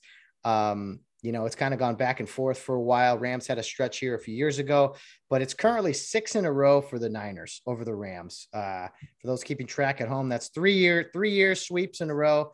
This year, a bloodbath on Monday night. And then that last game of the year was a playoff game. Up 17-0. 17-0 leading. I'm going, keep scoring. First loss ever, McVay's trail, led at halftime. Yeah, 45-0. 45-1 sounds a lot worse. Now it's 45. First of all, I don't even know where to start. This frustration, Travis, it just goes so deep with this 49er team. First of all, I don't care if it's the Coliseum, Anaheim Stadium, SoFi Stadium. The Red Nation comes out and floods the arena. LA is a second home to the Niners. Yeah, and it's funny because like the Rams came out with the policy, like, if you only have a Los Angeles area code that you're going to be able to buy tickets, or zip code or whatever. And I'm thinking to myself, there's plenty of 49ers fans in LA. Like it's not. That's where they all come from. They don't come from the Bay Area. I read something the other day too that their ticket sales are run through PayPal, which hides billing addresses. So you can't even go off of that because you don't even know what my billing address is. So it's like maybe I don't know if they didn't think about that or whatever, but yeah, I don't have no doubt that it's going to be, not because of the amount of attention that's being brought to it. I don't think it's going to be as bad as it was in week 18, but I don't think there's going to be any shortage of 49ers fans. No, there never is. Unfortunately, it's 49er fans are surplus everywhere. And I have so many. And it might be, like one of those, like when people talk about, I'm not saying the 49ers are America's team, but I think because it's such a storied franchise that there is a large fan base wherever you go, right? And they travel well. People will travel to see their team wherever they go. And the fact that it's so close, I mean, San Francisco and LA are not far, so it's not going to be a problem. Yeah, but I am definitely. I know you probably have you probably think, the 49ers own the Rams and this and that, but and you talk about anytime you play a team 3 times in a year, and especially beating them, 2 times the way that they have, you almost as on my side, you almost have already told yourself like, we're going to get beat. Like it's inevitable because like, it's very tough to beat somebody that 3 times in a season. It's only happened, I think, from what I've read, like, I think it's happened 3 times. Wow. Well, we'll see. I am the most skeptical. The 3 of those teams each have went on to win the Super Bowl. So if it does happen, I feel pretty good about the chances, I suppose. Well, I'll say this, whoever comes out of this game, basically the Rams win. It's their stadium. And then outside of Santa Clara, this couldn't probably not a second place stadium really for 49er fans to play back-to-back weeks in the same stadium. I mean, that's pretty cool, pretty unprecedented. I mean, this stadium in LA is something else. I think it's awesome. Not only the Super Bowl's here, but the NFC Championship game is here. That's just so many storylines. Yeah, I mean, if the Rams somehow went to the Super Bowl, they would be the 2nd consecutive team to play in their home stadium. That is nuts that it could happen in back-to-back years. I know that the Vikings were close not too long ago when they played the Eagles for Tampa Bay last year to do it. I mean, it's pretty just eerie and weird after 55 years that it hasn't happened. Hey, I got to ask you real quick about Tampa Bay sports in general. You say you don't follow really the other sports, but I mean, Tampa Bay last year, whatever it was, year and a half or so, Tampa Bay became like Titletown with the Buccaneers. Champa, they call it Tampa Bay. Tampa Bay, man. The Lightning. I do follow hockey because we moved here. We moved to Tampa, the Tampa area, right when the Lightning became a franchise in Tampa. So we just basically became a fan of the Lightning just because, we moved here. They became a hockey. We were a northern Minnesota roots. So yeah, having a hockey team, something we had followed, grew up around hockey. It was cool to have them as a team there. So we do follow them very closely, go to some games, stuff like that. So that's been fun for sure. Back-to-back cups, and possibly, this year they're pretty good. Possibly make a run at the three-peat, which would be crazy. And then you had, obviously being an umpire, I don't have a favorite team in baseball, but yes, they went to the World Series, won the division this past year. And then the Bucks obviously won, and they've been pretty good. So yeah, the Tampa sports fans have been pretty, especially the ones who are all of, fans of all three. They're all, they've had a pretty good run here. Well, and it's no offense by any means, but like you didn't think of Tampa Bay as like this big sports mecca. The Rays were awful for so many years. Bucks had some pretty good years after they got rid of those creamsicle uniforms, and then the Lightning, man. But yeah, to have all that in one city at once has been pretty awesome. You look at, LA really. I don't like the Lakers anymore, but the Lakers, the Dodgers, and now the Rams are in the hunt.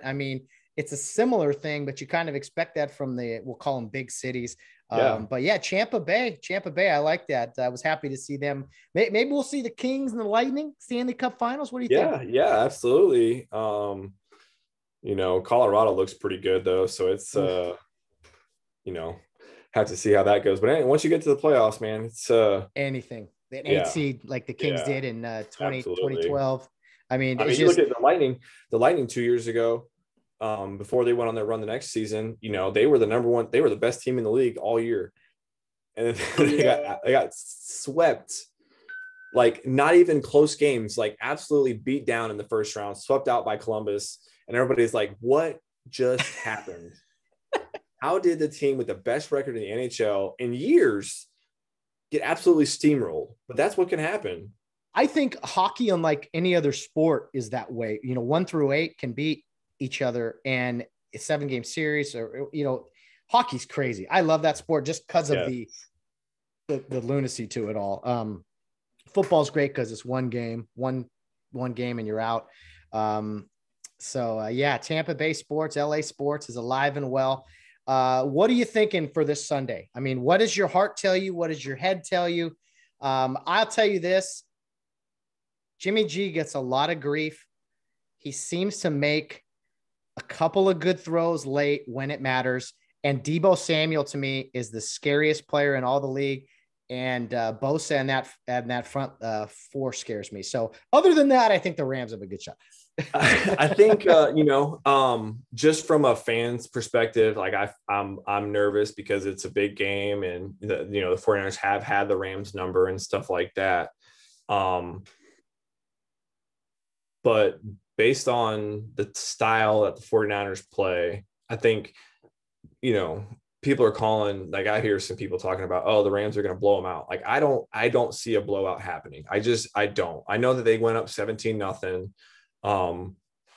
But just the style of football, you can get after the quarterback with four guys. Like they rarely ever blitz. And I think that's going to be a big thing to look at, because the 49ers are one of the lowest blitzing teams. And I don't see them blitzing much at all, because Stafford does so well against the blitz. They're just going to use the front four to hopefully get after him and put him into some situations where, he's got to make some plays. And I think that's what kept, LA in the game last week, is that, Stafford's always kind of had that Achilles heel of making that one big mistake that kind of is the dagger. And he didn't make that mistake last weekend. He actually made the big play, which I think he's not been really known for in his career. So I think that, and I've always had much respect for Matt Stafford. He's always played the game the right way. He's never, never been a bad guy per se. You've always kind of rooted for him because he's put up some huge numbers and had to play in some pretty bad situations. So, I do appreciate for him, like, being in a good situation with, those guys around him, the Cooper Kupp and, stuff, guys like that. And so if he did, obviously I'd have to root for the Rams. If they beat the 49ers, I'd have to root for them, because especially for Stafford, like, I think that would be for him, that would be the moment that he finally gets to be the guy. And, everybody always so many years blamed Stafford for the Lions' troubles, when, like, come on, man, like, you're lucky you even there's a reason Barry Sanders retired early. There's a reason Calvin Johnson retired early. Like, the Lions just don't have a knack for not being good. I hate to have, obviously we've been pretty lucky to be successful against them, but when he came to the division, I'm like, man, we got Kyler Murray, Russell Wilson, and Matt Stafford to go against 6 times a year. Like, this is just awesome, right? Yeah, this is nuts. What are your thoughts on Aaron Donald and Cooper Kupp? Cooper Kupp is so good. I think he's such a humble guy that he doesn't think that he's ever like viewed as like being this big time player, right? So he just plays the game the right way. He goes about it.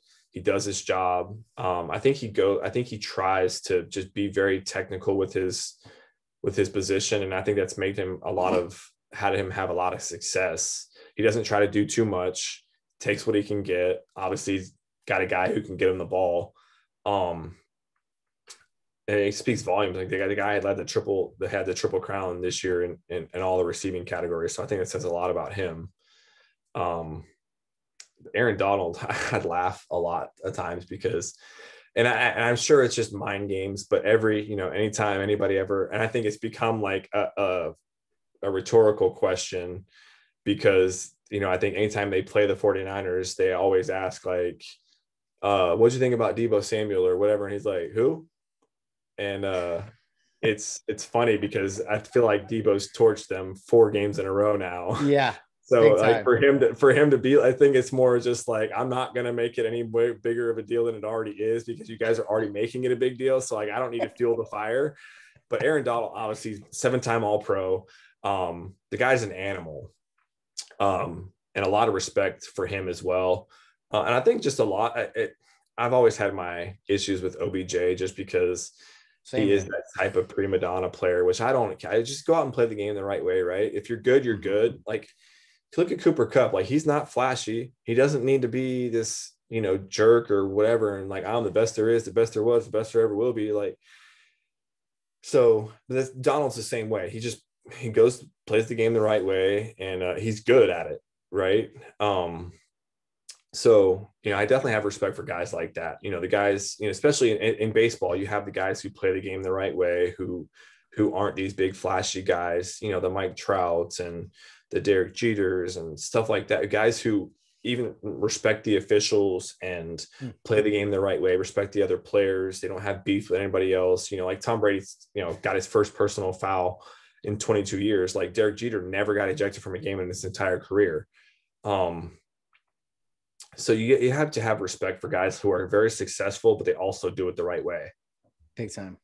No, absolutely. That's why some of my favorite players are that way, not just on the Rams, but throughout the league. You're like, man, the guy just seems humble, humility, just does it all the right way. So what are your thoughts on Jimmy Garoppolo? Most 49er fans I know, they're so frustrated with this guy. And I'm like, yeah, he makes some poor throws, but he makes some great ones too. And his record really speaks for itself in the postseason.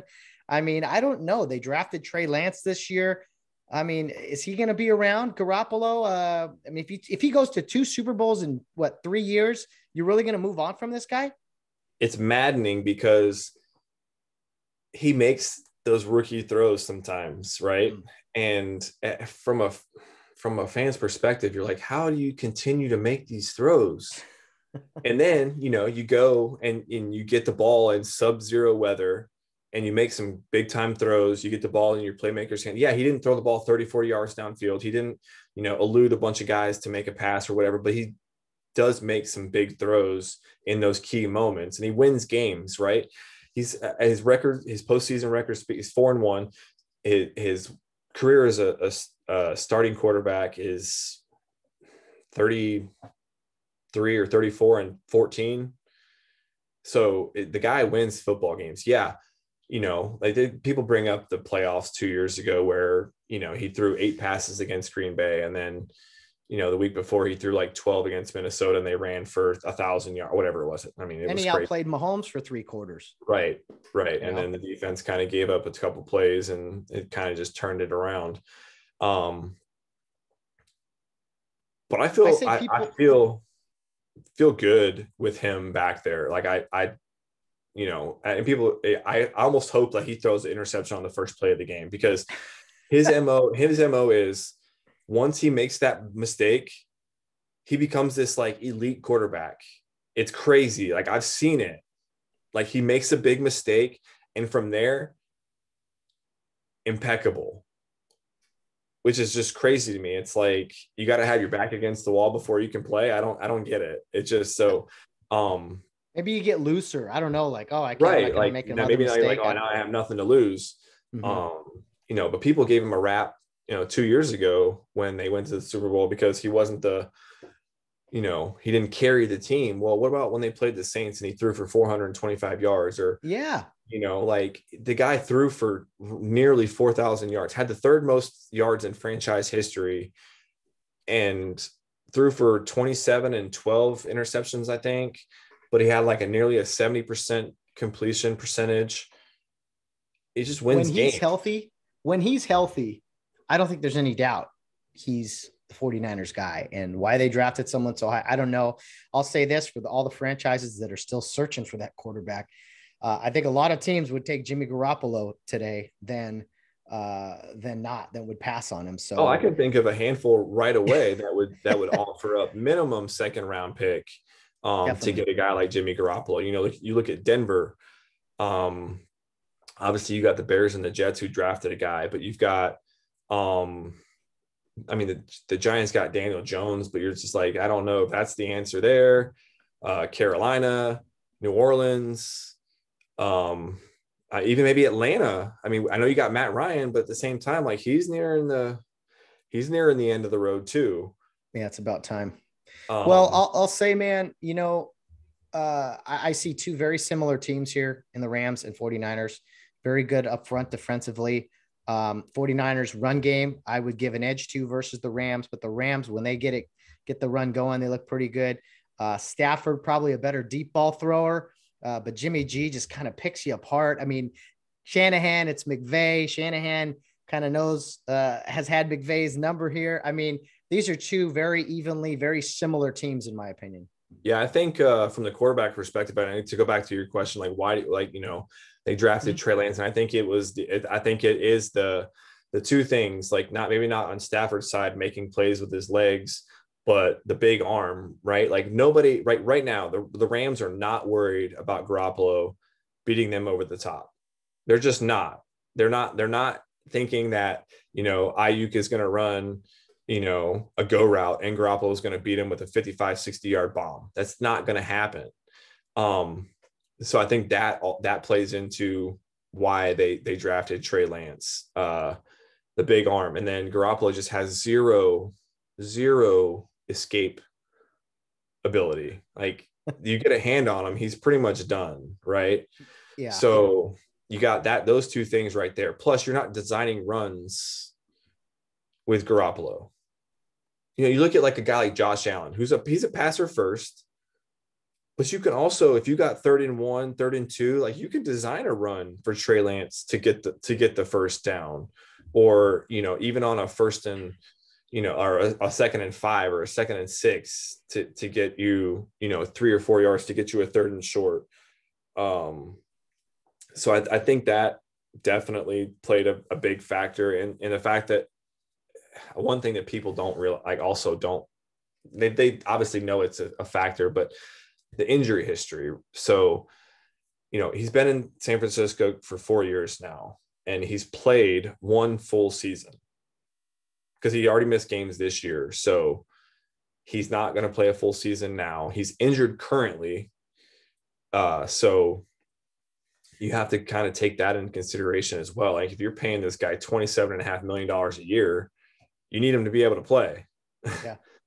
So I think that had a big factor in it. Not to say that other guys can't get injured, but the fact that he can't stay healthy and I'm paying you all this money, the only way I see him coming back next year, and I think they'd have to talk to him about possibly getting restructured just because of needing to extend Debo, needing to possibly give an extension to Nick Bosa. You would just have to hope that he kind of plays the Tom Brady role and says, you know what, I want to keep these guys around. I'm going to take a pay cut. I'll take it in form of a bonus or whatever. And just allow them to have some other guys get their money and still have some room to make some investments, definitely in the secondary, I think is 100% like top priority next off season. It's going to be a crazy off season. I mean, we want to enjoy these last 3 games here left, but come the off season in March or whatever, free agency is going to be nuts. There's going to be all kinds of changes. The 49ers have run the ball well over the Rams and everyone else. If the Rams could somehow find a way to find a run defense and to keep the 49ers under 100 yards, 150 yards, that sure be nice. 49ers run it for 40 times again, game over. Jimmy G barely has to throw. What are your final predictions for this Sunday, the NFC Championship? Go ahead, bet with your head, bet with your heart. I gotta predict with my heart. I'm gonna say it's gonna be somewhat low scoring. I'm gonna go 24-23 Los Angeles Rams. I was gonna go 28-27 49ers.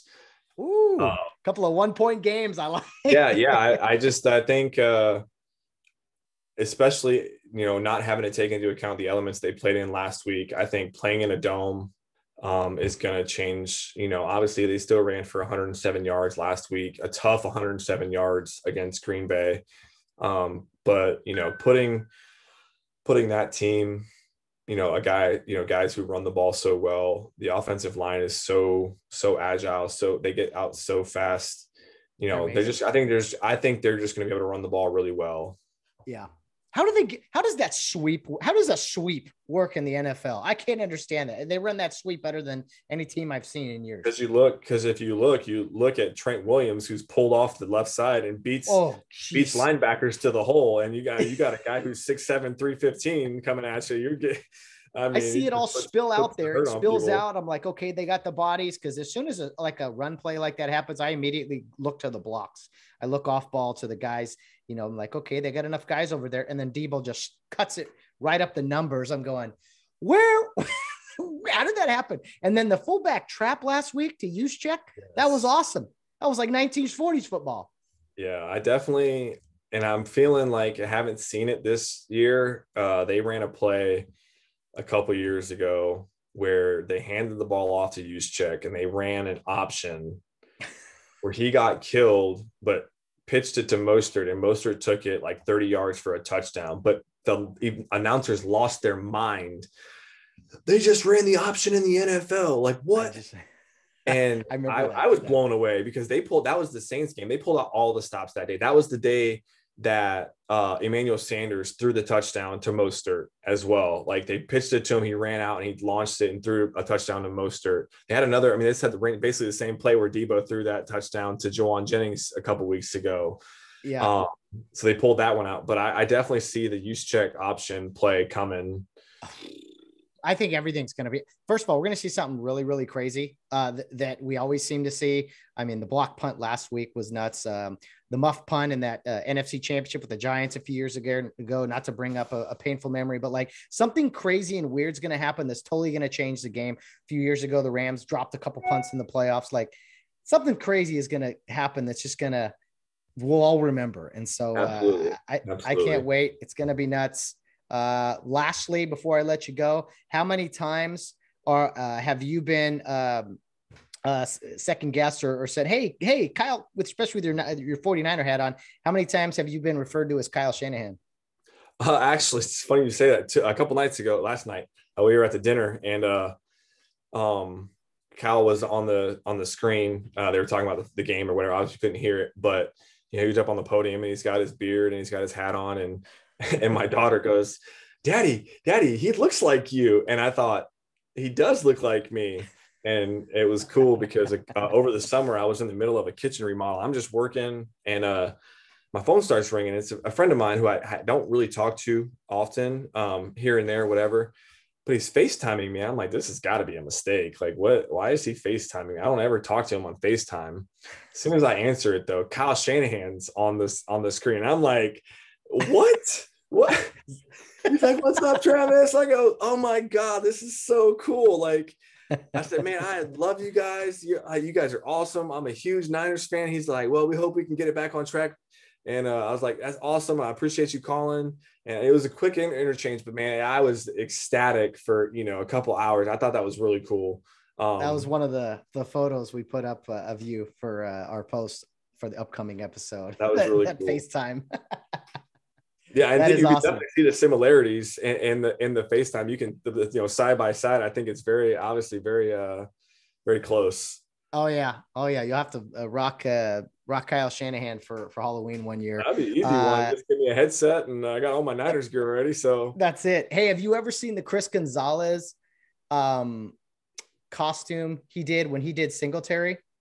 I did see that one. Yes. That was awesome. Very good. Every detail, the cross, the heads. Absolutely.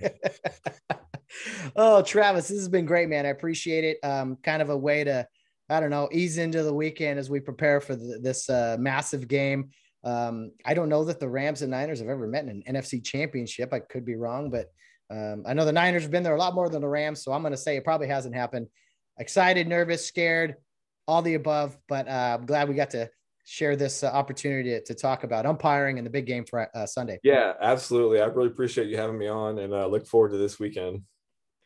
Gonna be fun, man. What's on the menu? What's on anything special? You going pizza? You going wings? What kind of eases your mind on? I've gone wings both weekends and we've won, so I might have to go back to the wings. Just to kind of keep it a little superstitious. We'll see, but that's probably going to be on the menu. I love it, man. Well, I'm sure we'll text or talk at some point.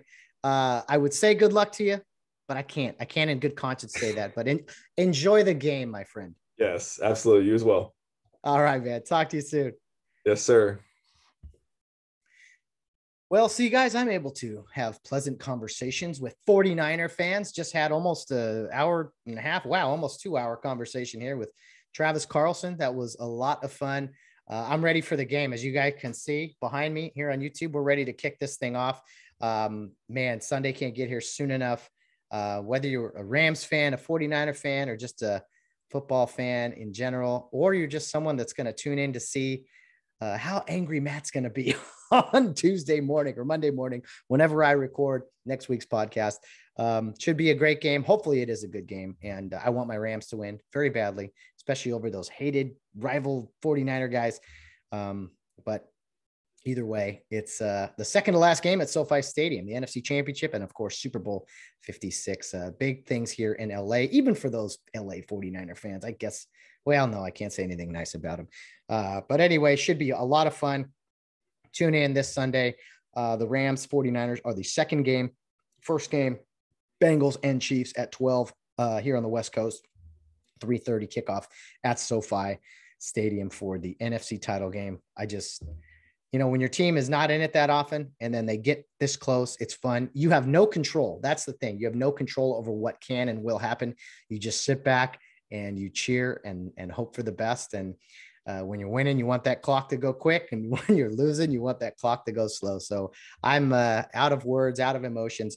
But on Tuesday, I will have a recap of both games, but especially the NFC Championship. I will record it on Monday and give my thoughts on what we see on Sunday with the NFL after those two games. Our matchup for Super Bowl 56 in LA will be set. And man, we'll be down to those two teams for a champion in a couple weeks here in February. So exciting times. Travis Carlson, thanks for joining the program. Appreciate you taking the time and sharing some great memories from the past. Guys, go Rams. Enjoy the game. Win and stay home. Can we say that? Win and stay home, whether it's the Rams winning and staying home in SoFi or the Niners winning and staying home in SoFi, their second home. I think that the 49ers get a lot more fans than the Chargers do on a regular basis at SoFi Stadium. I'm just kidding. Not so much. Anyway, guys, I'm out of breath. Time for me to move on. You guys have a great weekend. Get all the chores, get everything done before Sunday morning so you can enjoy the two incredible football games. The best day of the year, in my opinion, Championship Sunday, better than the Super Bowl because it's not one but two games. The Final Four of football, San Francisco 49ers at the Los Angeles Rams. Enjoy the game, everybody. Enjoy your weekend. But as always, guys, no matter what you're doing, whether you're out on the town or rounding third base, get home safe.